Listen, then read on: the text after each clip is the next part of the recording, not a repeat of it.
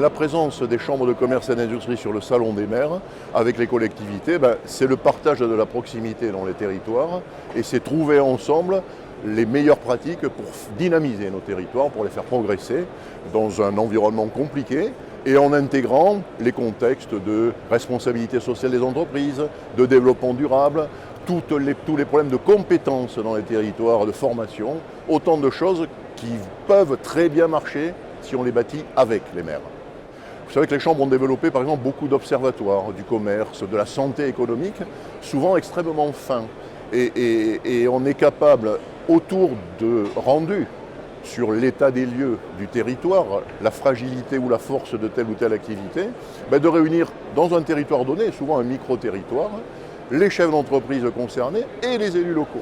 Et autour des résultats de cet observatoire qu'on peut régulièrement restituer pour voir les évolutions. Et je dois avouer que dans beaucoup de cas, c'est l'occasion, parfois pour la première fois, de partage entre les élus locaux et les chefs d'entreprise. Et quelque part, ça amorce une idée de travail en commun qui est, à mon avis, indispensable. Et on s'aperçoit que les territoires, même ruraux, souvent ruraux, où les chefs d'entreprise travaillent avec les maires et les élus, sont ceux qui sont les plus dynamiques et qui se portent le mieux.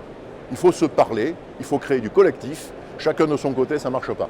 Ça fait partie d'une des missions des chambres, de quelque part travailler sur les solutions pour les entreprises en matière de développement durable, de prise en compte de l'environnement. On a même développé des outils informatiques là-dessus, avec notamment une promotion de l'économie circulaire.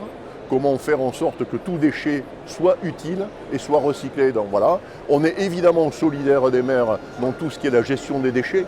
Évidemment, tout ce qui est, on le sait, déchetterie sauvage, etc.